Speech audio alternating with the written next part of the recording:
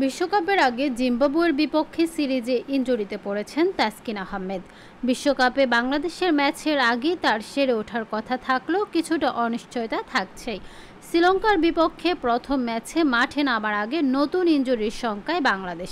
ভারতের বিপক্ষে official warm up ম্যাচে বোলিং করতে গিয়ে হাতে ব্যথা পেয়েছেন পেসার শরীফুল ইসলাম। গত এক বছরে বল হাতে শরীফুল ইসলাম দেশের অন্যতম ভরসার নাম।